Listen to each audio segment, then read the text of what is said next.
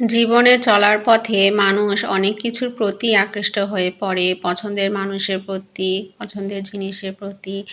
আর যদি কোনো সমস্যা হয় তাহলে তো মনটা খুব খারাপ হয়ে যায়।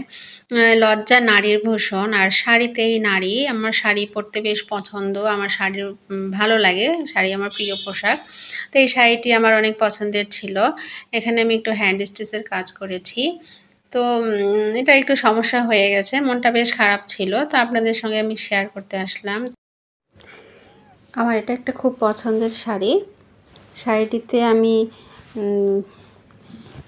কোলাচলে একটু কাজ করেছিলাম আড়ং স্টাইলে। আমি হাতের কাজ করতে বেশ পছন্দ করি, তো বাসায় অবসর টাইমে আমি এসব করেই সময় কাটাই। তো এরকম কাজ করেছি।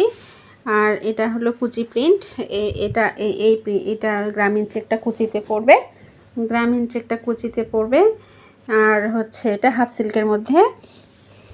আর এটা হচ্ছে আঁচল, গ্রামীণ চেকে এটা আঁচল। আঁচল আর কুচি একরকম, আর কোলাচলটা আলাদা। এখানে আমি একটু বডিতে কাজ করেছি। তো আমি শাড়িটা পরে বেড়াতে যাচ্ছিলাম এক জায়গায়।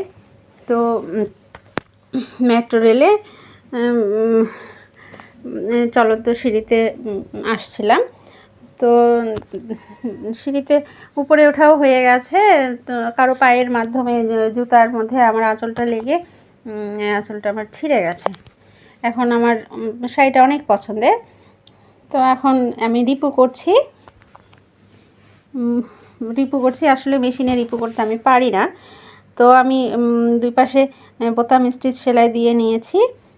তারপর এটাকে আমি আবার লক করে দেব, দুই পাশ নিয়ে আমি লক করে দেব, দেখি কেমন হয়।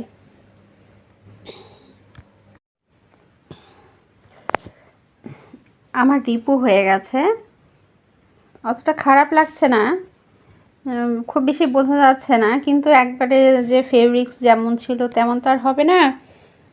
কাটা জায়গায় যেমন একটা দাগ থেকে যায় অপারেশনের পরে, ভালো হলেও একটা দাগ থেকে যায়, ঠিক সেরকমই এটা হয়েছে, একটু দাগ আছেই, তবে খারাপ হয়নি, শাড়িটি পরা যাবে।